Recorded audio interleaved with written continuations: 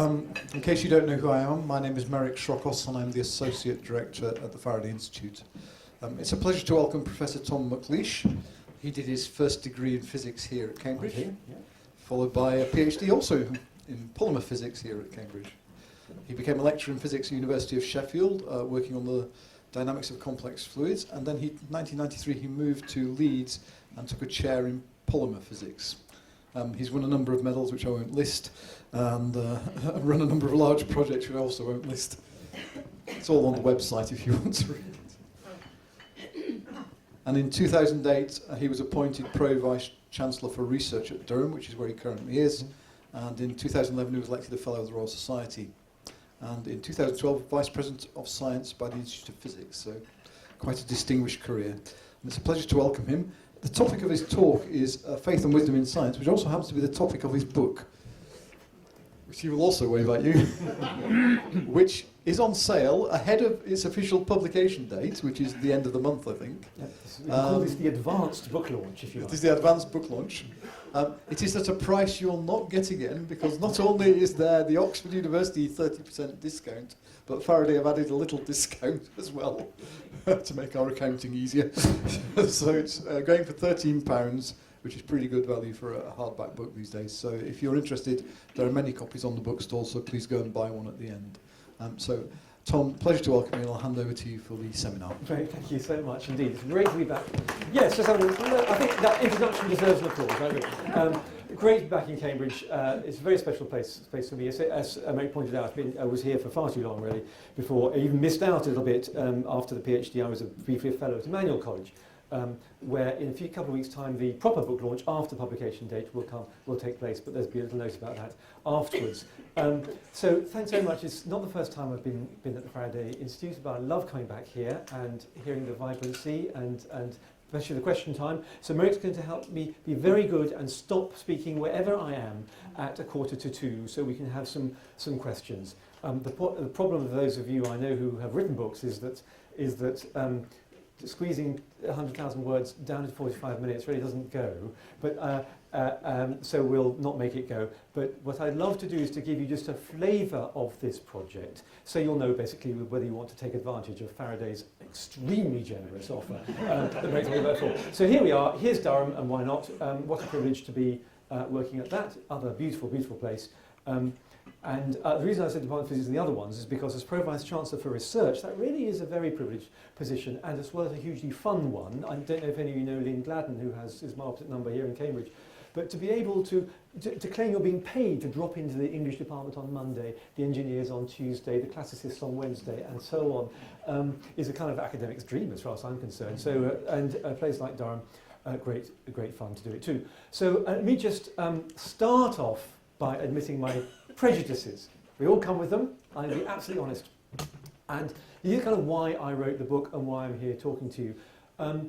I've been uncomfortable, as a Christian for whatever reason or other, and as a physicist or as a citizen, with the current, some of the dimensions of the current science and religion debate. In fact, far more than that, I'm still very uncomfortable with the role science plays in society and in culture, with the way science is framed, with the way it's not grasped. It's not grasped by the public or the media or by schools in the way it should be, and it's certainly not grasped by the church in the way that it should be. So that's and one of the reasons for that is that historically it's not properly understood. So our first prejudice is that science really isn't modern, and science is the inheritor of a very, very long human history. If you like, of course, one doesn't want to be prejudiced about this. I'm not saying that there were scientists 2,000 years ago. Perhaps think of it this way, that the cultural activity we now call science is the current chapter in a book with many, many, many previous chapters. Okay. And the current perception of science as modern is a harm in three ways. I believe it actually impoverishes our individual well-being. A little epilogue to the book imagines, the prologue rather, I have fun imagining what the world would be like in which we've done with music what I think we still do with science, in spite of some enormous achievements, I think, in the public communication of science. and it has symphony orchestras being restricted to laboratories only.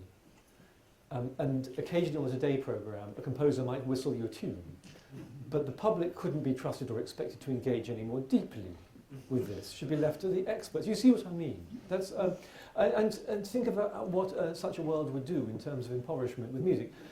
It certainly paralyses public debate, because science is not part of us, it's part of them. Okay? And it distorts very greatly our debate around the relation of religion and science. So, let me go straight from the prejudices to what I want to think I should have done about it, then you can all go to sleep, you don't have to listen to the actual talk. So this is what I think, this is my manifesto, if you like. This sounds a rather strange thing, but in other words, looking at or listening to what we now call the science-religion debate is not the right place to listen to the science-religion debate. I don't know if any of you have done a first aid at work training course. I love first aid, it's a wonderful thing, first aid at work. And they're examined by I did mine at Sheffield. It's scary but fun. When you've learned all your first aid techniques, your little class of newbies are dumped into a realistic simulation of a car crash or a laboratory fire or something, with people screaming around the place. The first test is to for the candidates is to see who they go to first. So there's someone who's silent and someone who's screaming with pain. Who do you go to? The silent one, right? Because if you're healthy enough and well enough to be screaming, you're okay for a bit. It's when you can't make a noise that's the real problem. I think there are some quiet aspects of this debate that are not making a noise, and I think the very, very noisy people get listened to far too much. I think you know what I mean. Second part of so none of them is sitting here, by the way. You should listen to everyone sitting here when they write things very, very, very intently indeed. This is something else. I think we orbit around Genesis far too much. There's nothing wrong with Genesis. It's a wonderful, wonderful text. But it's a very late text. It's a very formal, liturgical text. It's a very constructed text. It's not Nature Theology 101. Go to the wisdom literature. Let's start thinking about the wisdom literature for lots of reasons, and in particular the Book of Job. So I've, in a sense, ever since I first fell in love with this book, I have wanted to write a scientist's close reading of the Book of Job for many, many years and take it from there. And that's the, if you like, the central tentpole of the book. In fact, what I want to do is write about science as well. It's a rather diptych in the middle because Job is about chaos, and an underrepresented science in the theology and debate is statistical mechanics. Now, I know what you're going to say, that's my field, I'm a theoretical physicist that does stat mech. And of course, we look with envy at our cosmological and quantum weirdness friends who are squeezing and making all sorts of theology out of that, and so they should. There's plenty of interesting ideas. But there's something quite extraordinary about the egoic assumption of maximum entropy. How does the assumption of maximum ignorance produce a knowledge and understanding about complex systems? There's something kind of wonderful that needs to be unpacked there, and parallels with Job. My other manifesto is I've at last worked out what's wrong with the theology and science discussion. And it's one of the quiet words that aren't shouting. It's the conjunction. The and is the problem. All the time. I don't like the and, because as soon as you say the faith and science debate, or is our theology and science compatible, you automatically create a mental tennis court. Don't you? With theology or faith, whatever you want to call it, on one baseline, and scientists on the other, and a net in between, and the players are automatically held to their non-overlapping magisteria. Stephen Jay Gould. Well, no, that is never going to work, because that's not compatible with either of them. Science, as we legitimately understand science, is a cultural, intellectual investigation of everything. You can't hem science in. Well, we can argue about that. Perhaps you're in a non-moral sphere. No, I think when our scientist friends, or even our new atheist friends, that science can talk about everything, they're absolutely right. But same is true of theology. Same is true. So that's why the tennis court doesn't work. Okay? And so what do? You replace the and with the of. And you have two intellectual investigations, two intellectual cultural activities that are of each other. What we desperately need is a theology of science. course, that's why the church doesn't grasp science, because it thinks it's an and, it's over there. Okay? But when you think about it, that's not true, that can't possibly be right. Either science is a work of the devil or something, in which you have nothing to do with it, or, hope we don't believe that, or embrace it. We've got to work out what science does in the kingdom, what science does theologically. So if we don't do that, we're really not even beginning to engage. So I wanted to kind of basically, just take the mask off. Let's just be Christian thinkers and go for this wholeheartedly. Oops, so it's all looking a bit controversial, I realise this. So what this does, I claim, is that leads us to a reappraisal of science culturally, anthropologically, theologically, etiologically. What is science for? I've wanted to know that ever since I was a little kid. And there are things I do not believe it's for, a few other things I do. Here's one thing I do not believe it's for. Okay? Interesting, did you know it was only in 1993 that the UK had a definition of etiology of science? And we've been working with that one really ever since. Actually, David Willits, bless him, was about the first, not quite, but almost, the first Minister for Science who, at least out of the limelight, will admit that science has a deep human, cultural, anthropological task. Hooray, good for him. But it's not official yet. Okay. What I want to do here is just say that this is the road traffic accident. There are wider voices, there are other voices we need to hear that aren't explicitly about science and theology, but they are. That first one really is, okay? Because it claims an etiology of science, and that's theology's job, actually, okay? Ask me to say, science reassures. This is maybe you've heard some, this is the view that science sometimes has from the humanities has always troubled me. Partly because I'm academically as promiscuous as they come, that's why I've got this current job, but also I've always felt that science really is a humanity. I don't know how you understand science if you somehow aren't able to say that, but there we go. I better let Richard have a word, hadn't I? Well, no, actually, you see, the thing is, the trouble with people who talk about science religion is they certainly pretend, at least, to be wrong about one or the other or both at the same time. And of course we've got Einstein. Sorry, I'm getting a bit low. Religion without science is blind. Science without religion is lame. This is Einstein. Actually, I have a much more favourite quote from Einstein that in my job as Pro-Vice Chancellor for Research, I love to quote to all and sundry, including ministers of government. Einstein, bless him, wonderfully said, "Look, if we knew what we were doing, we wouldn't call it research, would we?" Well, isn't it marvellous? Okay. But let's go back to that Brahe quote. John Keats, you see, this is a painful thing, isn't it? This is a painful thing for anyone in science who listens to these words from Lamia, or, that he's talking about science, it's sort of natural philosophy. They're cold philosophy. There was an awful rainbow once in heaven, woof and texture. Made dark. I'm not sure that's right. Feynman has a wonderful answer to this, doesn't he? I'm sure you've read what Richard Feynman says about whether a scientist sees more or less in a sunset than a poet.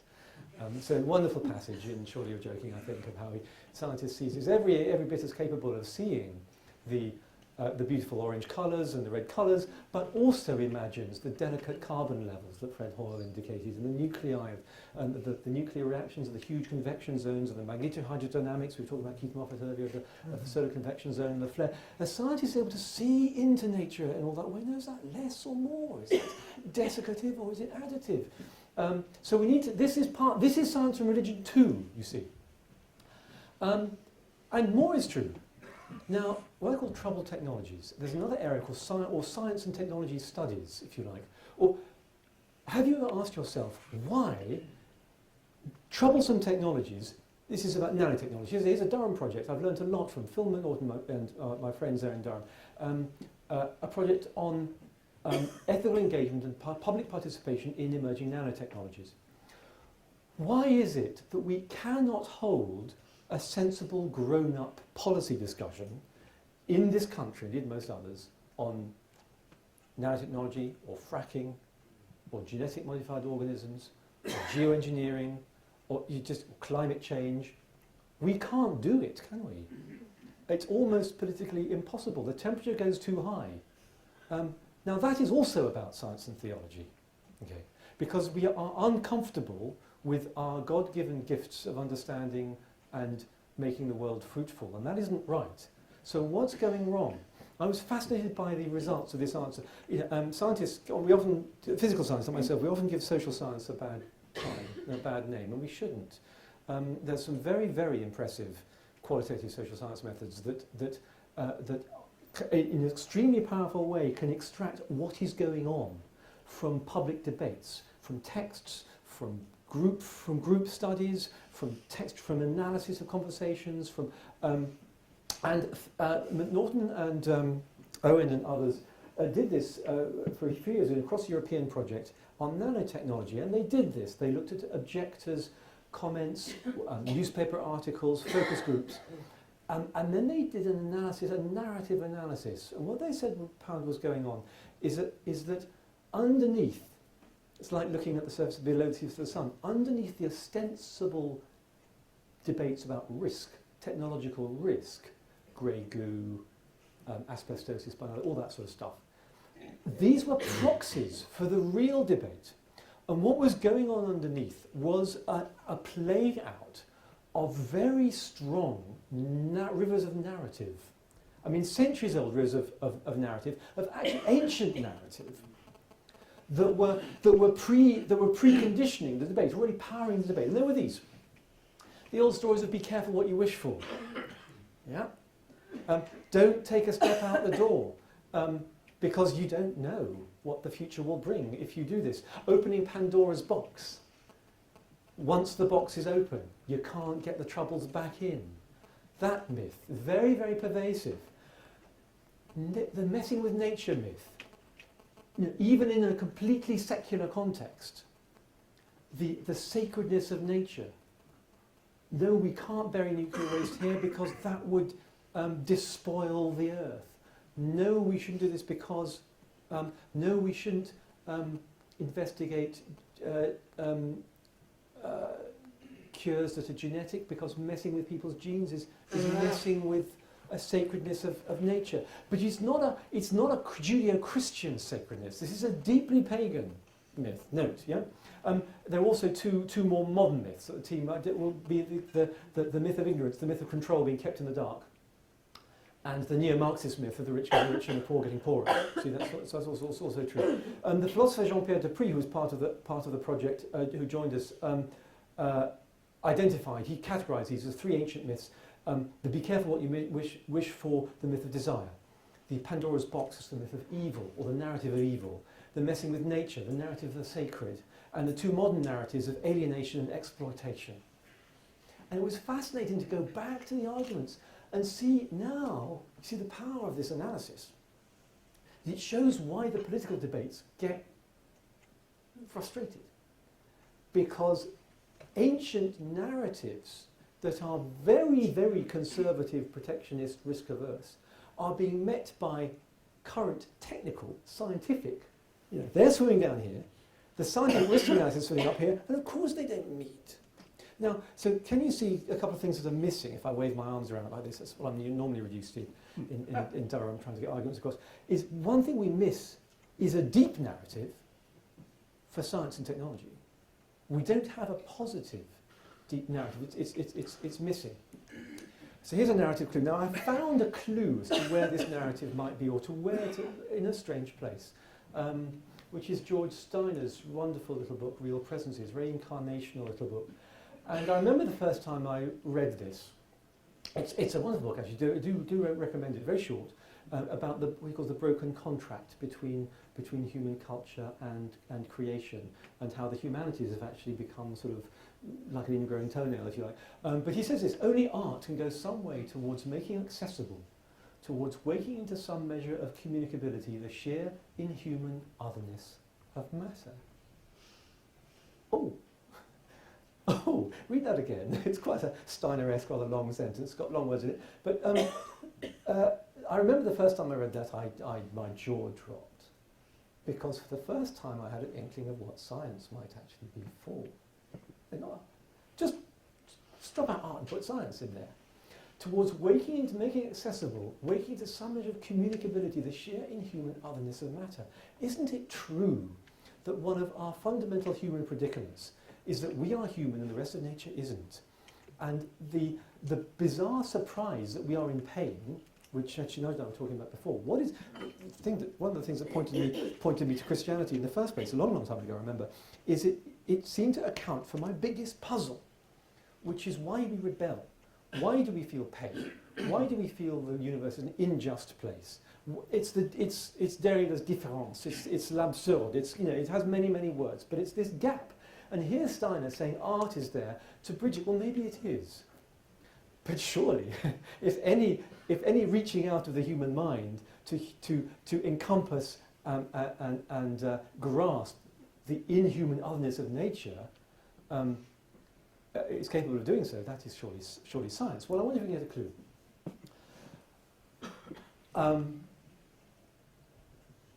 I'm spending one slide in chapter 2. You just had chapter 1. Bit of motivational stuff.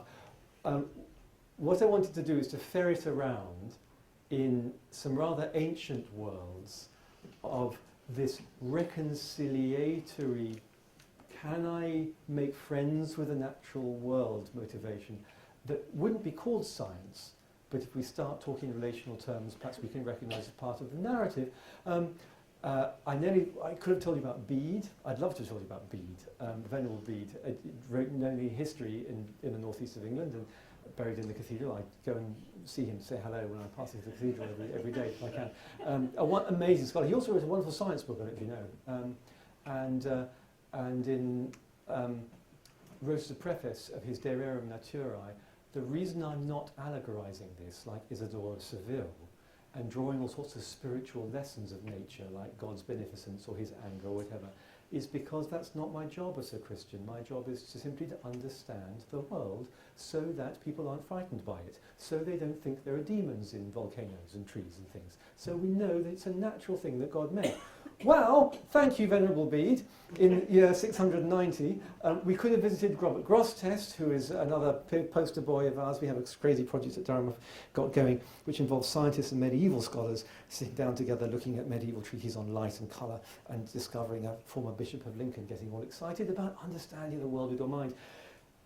Here's the early church fathers. We're back in the patristic era. Gregory of Nyssa, extraordinary mind, writes a book. No, I don't think that's me. About the reality of mind. And it's a very moving occasion where I'm sure you'll know that he and his brother Basil the Great had a sister, Macrina, who has been called the greatest of the church fathers, although she's a mother, right? Well, she wasn't actually ever a mother, but she was a wonderful scholar. They'd always, Basil and Gregory would always check any of their theology by Big Sis before they write it down, because she had, she was their greatest ever critic, and cut their hair when they were little boys as well. It turns out, so extraordinary. But this is a very moving occasion where she's on her deathbed, and Gregory writes, as if we're not sure why this happened, a conversation with his sister on her deathbed, when his grief at her death is the palliative cure she suggests for his grief is a good old Barney, a debate, an intellectual debate like the good old days, to take his mind off her death. And so they do. And she says, let's debate the reality of mind. She calls it the soul, but if you usually translate the soul, but if you read the context, you'll find it's really about the existence of mind. She says, well, is there such a thing as mind, or is it just an epiphenomenon of our bodies? It's not a new argument, okay? So I tell you what, she says, I'll argue for the mind, you argue against, go. It's a great read, and at one point she talks about this, and if you're having fun reading it, it's about holding a bottle of air, a jar, underneath the water and tipping it a little bit, so that the water rushes in, but deducing that there's an unseen quantity of air in the bottle by virtue of the observation that the water has to fight its way in. It gurgles and fights. There's clearly something trying to get out as well as the water getting in. She also then talks about the phases of the moon and says that although it looks as though there's a round object which is being eaten up as it goes from full to crescent, we don't believe it. That's really true because we understand that how light falls on a sphere when it's looked at from different angles tells us that actually this is a phenomenon caused by the relative positions of Sun, Earth and Moon. Wonderful. 360 AD, deeply theological work, and deeply, deeply reconciliation. So there are other examples of this. There's this little thread that goes throughout theological history that picks all this up. I'll tell you a bit about science I do. Statistical, so small commercial, tiny little scientific break. I'm working with some biologists in Durham at the moment on protein dynamics. So this is a protein called the catabolic activator receptor. There it is. It's a dimer. Here it is, bigger. It binds these little molecules, cyclic AMP, and when they're both there, the whole thing binds to a chunk of DNA, and that allows the replication of genes for for the bacteria to metabolize some sugars. The reason I'm working on this thing is because of chaos, because of randomness. The physics I'm doing at the moment is in biology, and it's working with the hunch that the inheritance, the wonderful inheritance of structural biology from Crick and Watson, pub down the road, solved the secrets of life today. What have you done? Haven't you? All that story. Is good as far as it goes, but tends to leave our molecular biology friends rather I'm probably talking to some of them, I know I am. Rather mesmerised by structure. But a soft matter physicist knows that material like this at the nanoscale at room temperature doesn't look like that at all. It's a constant wobbly motion. It's a jelly. So the lock and key mechanism of enzymes is a jelly lock in a blancmange key being excited all the time. There are things we need to know more about this than we currently do. So I have a very interdisciplinary group looking at the effect of random motion inside the proteins, fluctuations, actually chaotic fluctuations. We discovered an extraordinary thing that won't surprise you, that there are, what you might expect is that the existence of randomness degrades information or function. Well, obviously, too much of it, it will. Eventually this thing will fall apart, and we know that denatured proteins don't do anyone much good, apart from if you want to eat an egg. Right?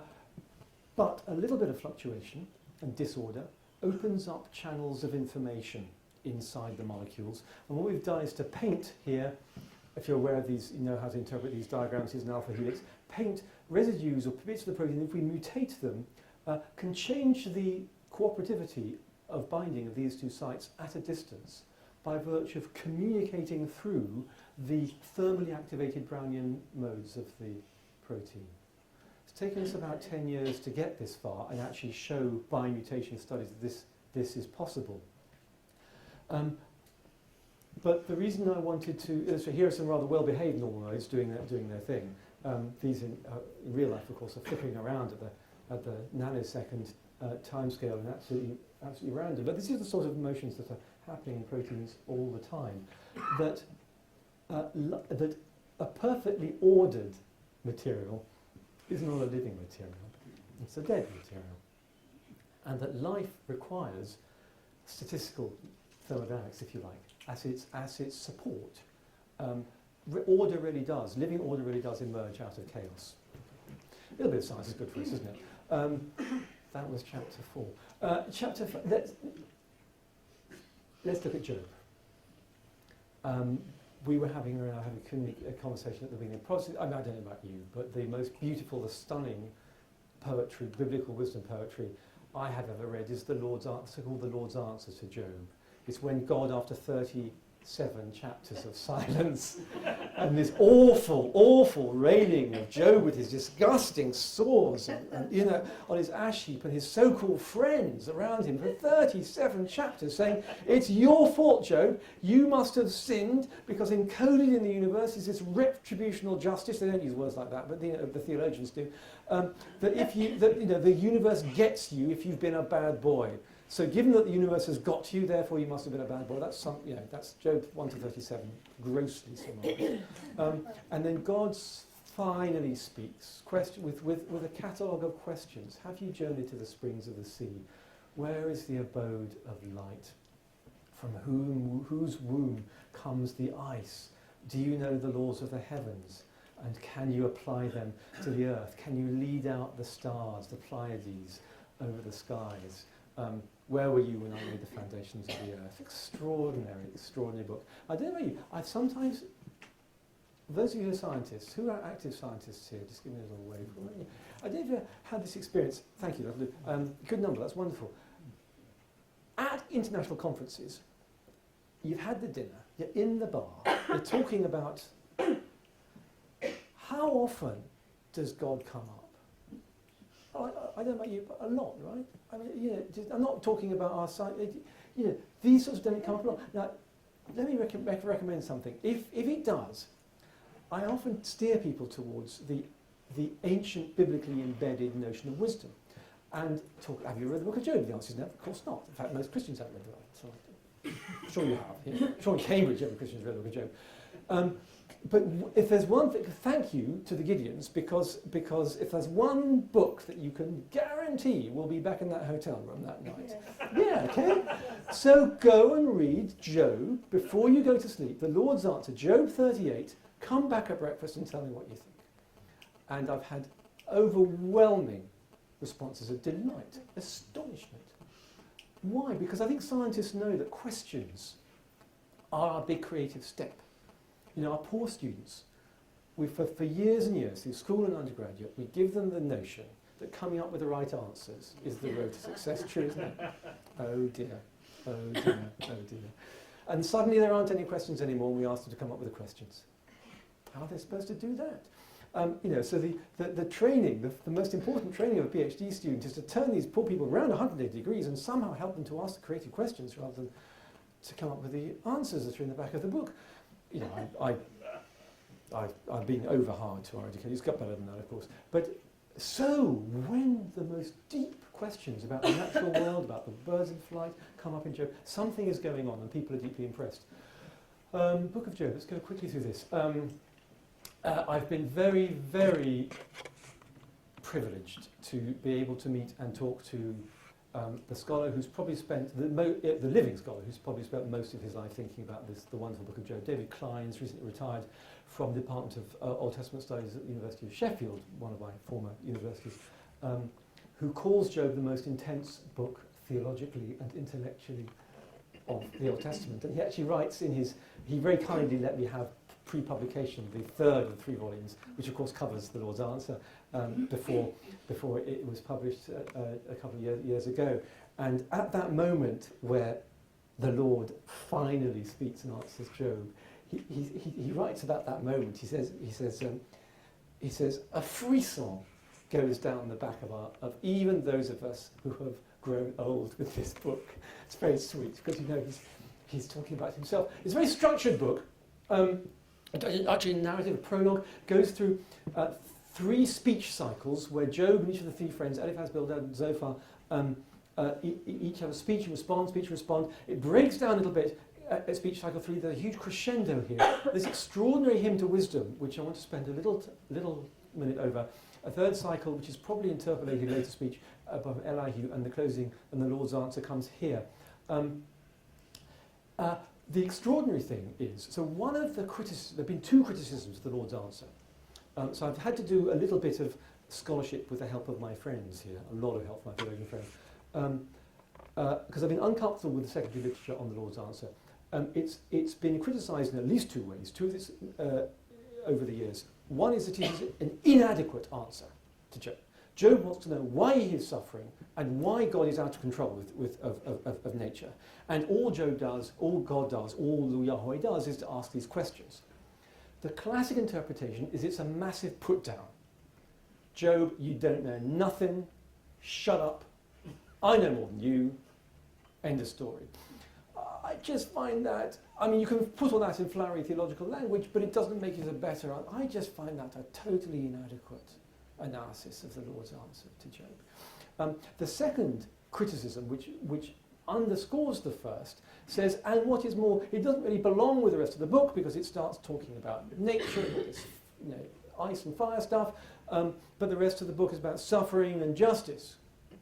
Well, no, not quite that simple. Turns out that the nature topics are there woven through the entire book.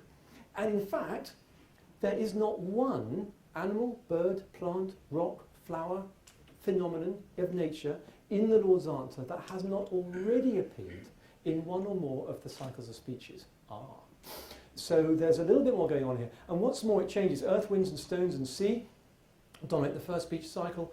Plants, animals, the vines and milk, heavens, moon and stars, and the third. So what I've done in this book, I've done this for a long time, is take a scientist's nature trail, hold me by the hand, and come walk with me through the book of Job to the pinnacle, up, it's like a mountain forest, up through the book to the pinnacle of the Lord's answer, and we'll go past dreams and rocks and animals all along the way, and be asking, we'll come across interesting, right from the beginning, you see there's wind and earthquake in the very prologue.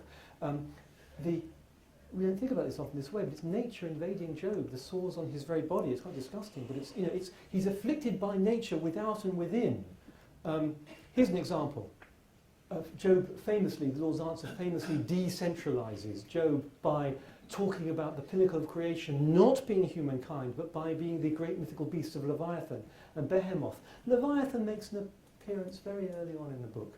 Would that the curses of days had laid a spell on those skilled at rousing Leviathan, says Job. Would that the stars of its dawn had been darkened. He says, I wish I'd never been born. He's doing a sort of anti-creation story about the days of his own birth. Throughout the book, he parallels, I think I said before, the out-of-controlness of his own body and his own family with the out-of-controlness of nature. Look, the waddies flow. The waddies are dry, and then they vanish away, and then the floods come. You moulded me, now you turn me to mire. My very flesh is curdling and rotting and dropping off me. The very fabric that makes up me is diseased. So Job is just about as much about the lack of law embedded in nature as it is about the lack of moral law embedded in the ideas of his so-called friends. There is an extraordinary little voice, though, which is sometimes a very paradoxical book because it's not black and white. Not all the foolishness is granted to Job's friends, and not all the wisdom is granted to Job. Here's an extraordinary statement put in the mouth of Eliphaz early in chapter 5. At ruin and blight you will mock. This is looking at hope when Job is finally healed, when he stops sinning. And you will have no fear of the wild beasts, for you will be in covenant with the stones of the field, and the wild animals will be at peace with you. Little echoes of his ear there. But what an extraordinary phrase. This really is the word for covenant. This is the greatest, deepest relationship known in the Old Testament world, and it's a covenant with the stones. So there's this relational, deeply reforming a relation with nature, which is there even at the heart of the argument. Pushing on because I'm looking at time here. The third cycle, there's an extraordinary escalation throughout the book of Job.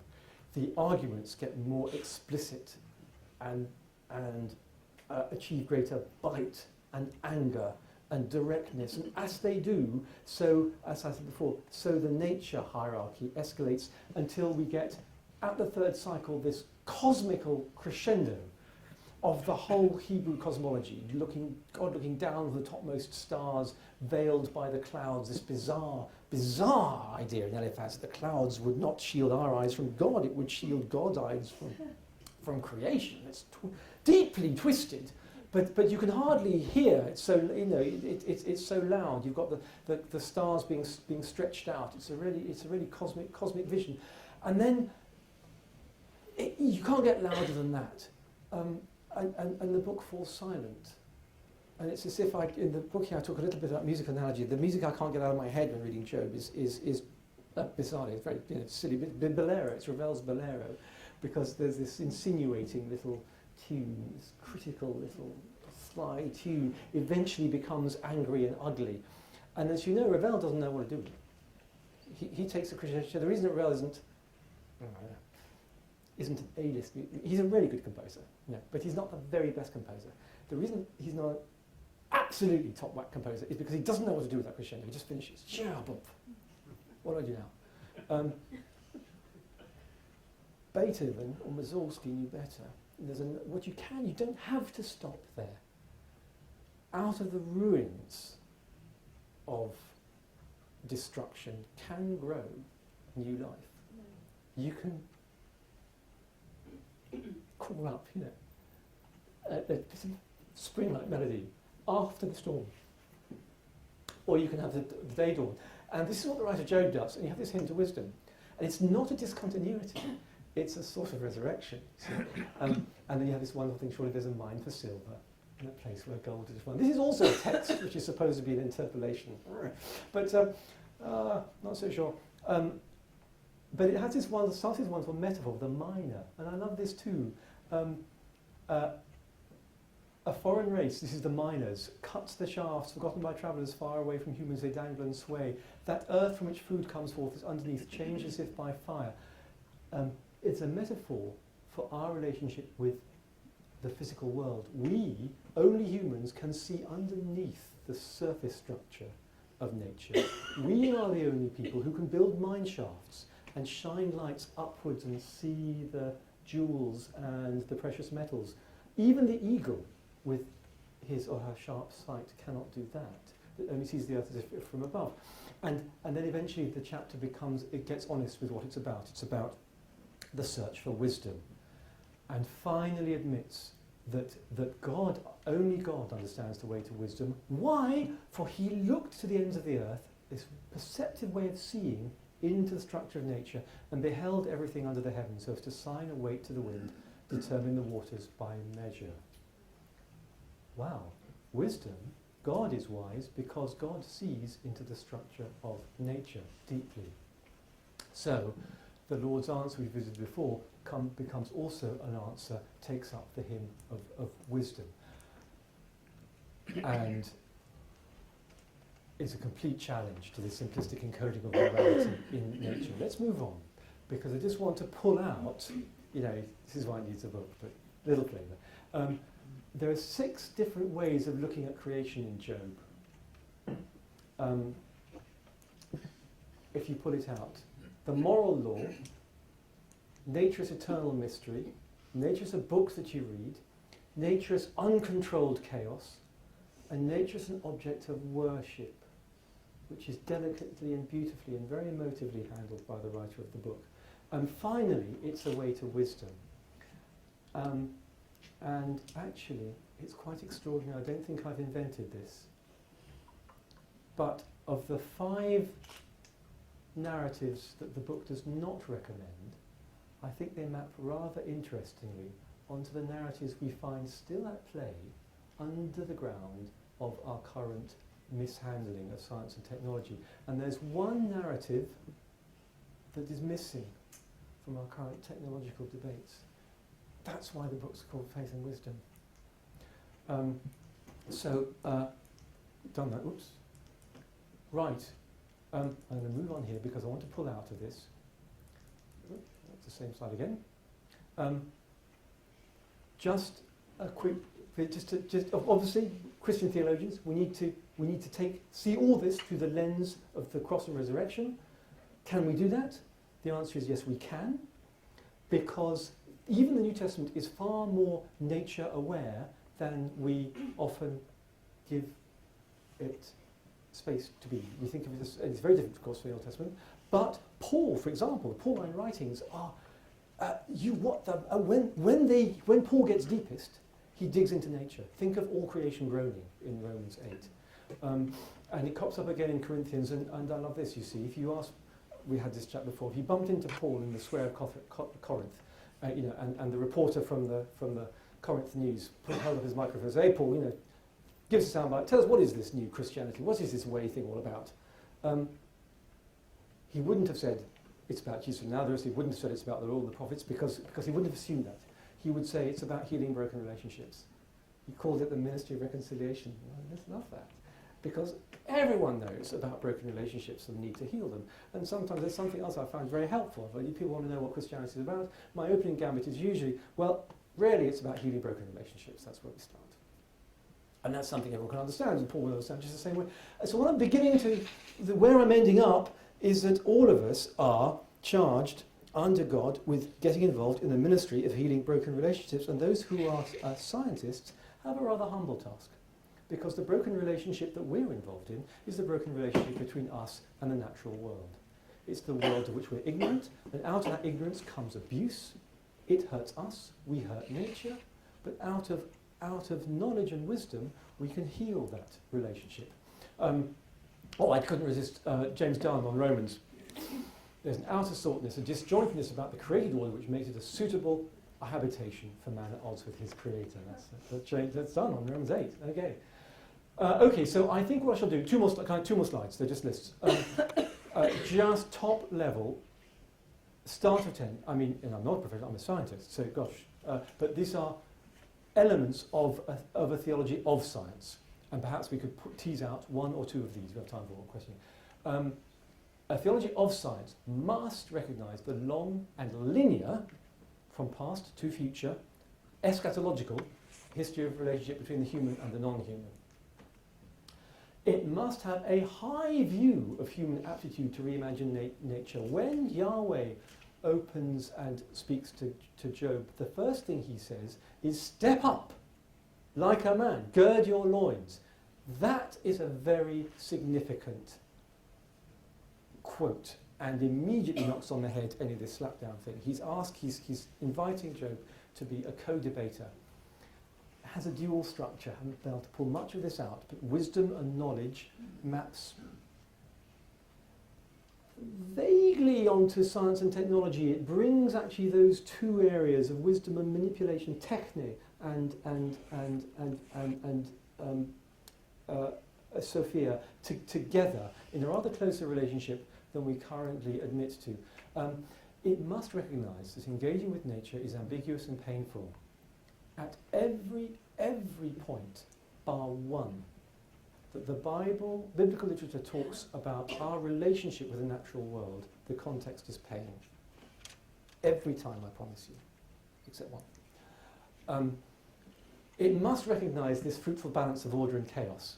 That's what the Lord's answer to Job is really about. That's why he's asking questions. If you wish Job to bring to fruition a universe that has stars and rain and clouds and life in it, then you want a live one, not a dead one. And the role and interplay of chaos and order is important.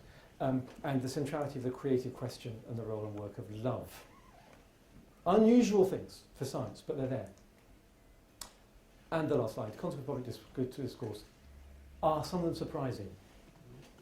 Nature is not sacred in the pagan sense. So there are no predetermined boundaries. No bishop is biblically mandated to make a public statement saying on no account shall we explore fracking. Let me translate it in those terms. I was quite surprised when I got that out. Doesn't mean to say we should do it. I mean you can't say a priori. Here's an interesting one. Science therapy.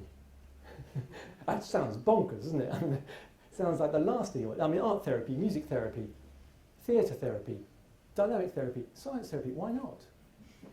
We're missing it. Big new underlying narratives need to play out. And the church had better start celebrating this. It's too long, has it been, to sort of dance around. I don't think we'll quote from Bruno at all. I think we shall just stop there. Thank you very much indeed.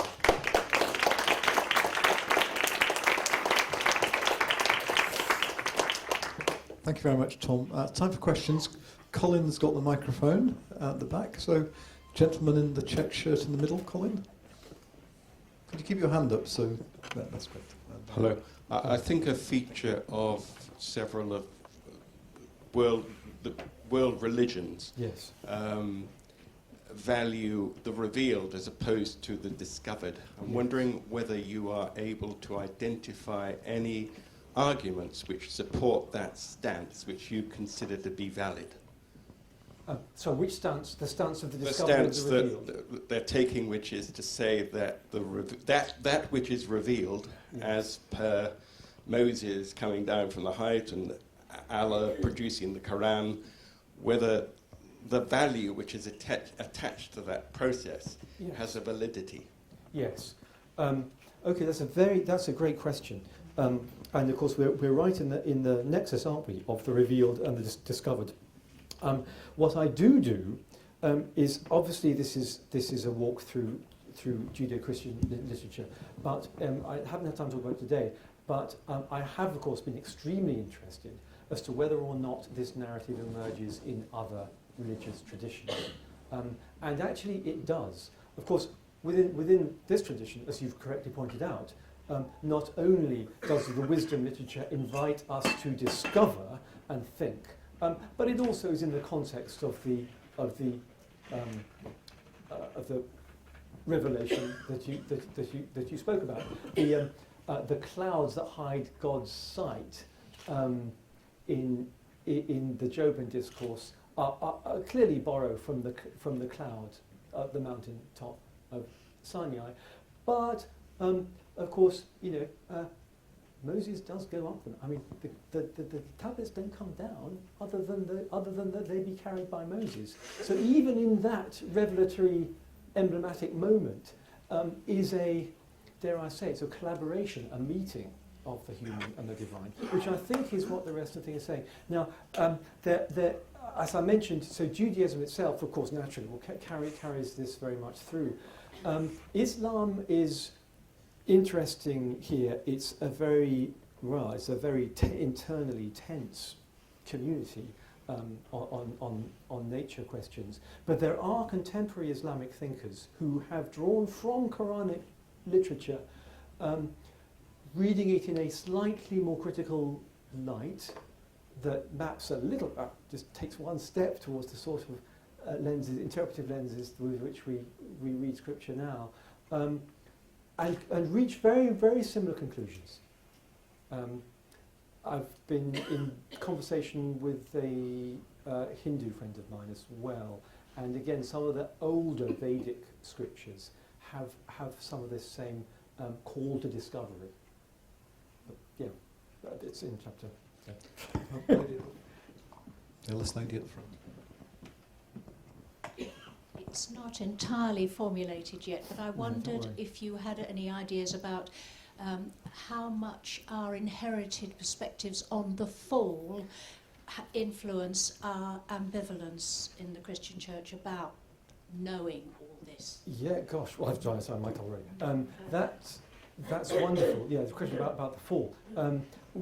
Something that is historically not as well known as it might be is that the early founders of the Royal Society and the quote scientific enlightenment of the 17th centuries, many of them, in fact most of them, were very explicitly about their theology.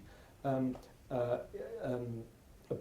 for example, was, Halley was, Francis Bacon, as you know, in Organon, was clear that his interpretive framework for science was absolutely to engage in activity that would reverse some of the epistemological consequences of the fall. He was quite explicit about that. So for him, science was humankind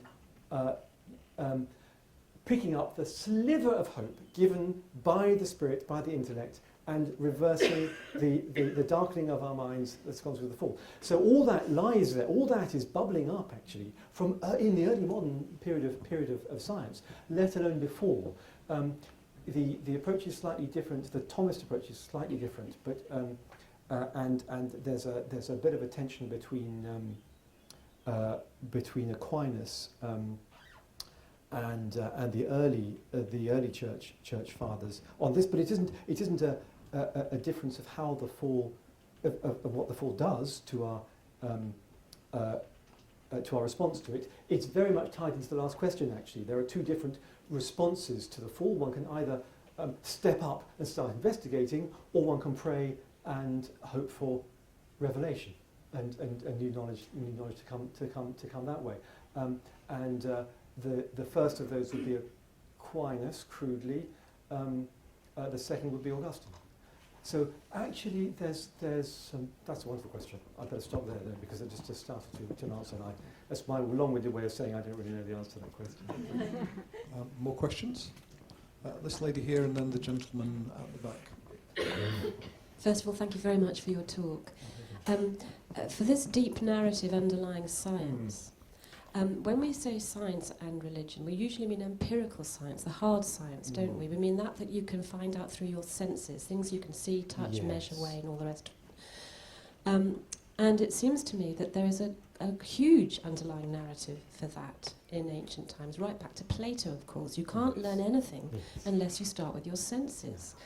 But the big difference between the pagan Platonic dialogue and the late antiquity Christian one is that with Plato you couldn't trust your senses. The philosopher has to leave the cave to go out. The Christian one's the reverse. You can absolutely trust your senses because God is there. And you can no more find out about God without starting with the senses than you can understand an oak tree without starting from an acorn. But just as an oak tree looks nothing like an acorn, that the early Christian dialogue says you have to completely nail the sense stuff, and then you have to go beyond it. And that's the really key thing. And that's the difference between the so-called cataphatic theology and the apophatic. Yeah. And that seems to me absolutely brilliant. That's wonderful. That's the key to it all. But how do you do it? How do you understand your senses and say, God is absolutely this, and then with that understanding say, oh, God is absolutely not that? And that seems to me, that's a role for science and religion, science of religion. But how can science do that? Go beyond that with the understanding of empirical science at heart? Yes, gosh, what a wonderful, wonderful question and contribution. I haven't,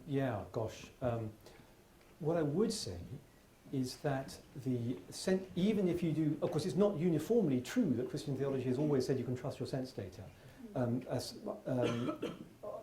Augustine would have been uncomfortable about that and would have suggested that one of the consequences of the fall is that actually we have to be very, very careful of what our senses are telling us, because they're fallen too.